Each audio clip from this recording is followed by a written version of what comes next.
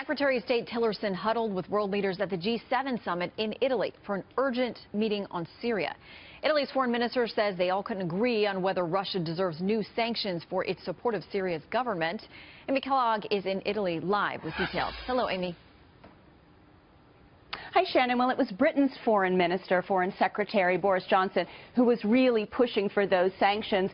Many of the Europeans were less enthusiastic about that. I think their sense is that possibly these tools are not always the most effective. There was a lot of talk here, although the message will be very, very direct to President Putin.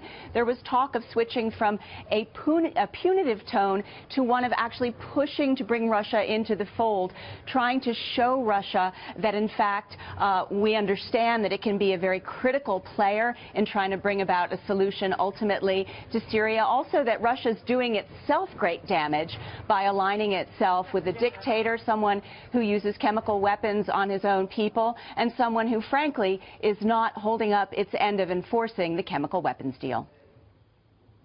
Stockpiles and continued use demonstrate that Russia has failed in its responsibility to deliver on its 2013 commitment. It is unclear whether Russia failed to take this obligation seriously or Russia has been incompetent. But this distinction doesn't much matter to the dead. One thing that the G7 foreign ministers were really in lockstep about here was the fact that that horrific chemical weapon attack in Syria last week, followed by the U.S. decision to launch missile strikes several days later, has really created a window of opportunity to ratchet up the pressure on Russian President Vladimir Putin and try to come up with some sort of solution to the situation in Syria. And for that reason, the Italian Foreign Minister, Angelino Alfano, who's the host of this G7 summit, really scrambled in the 11th hour to bring a group of like-minded, as they're being called, countries from the Middle East, Arab countries primarily, and Turkey, to try to really make the consensus much greater on what to do about Syria.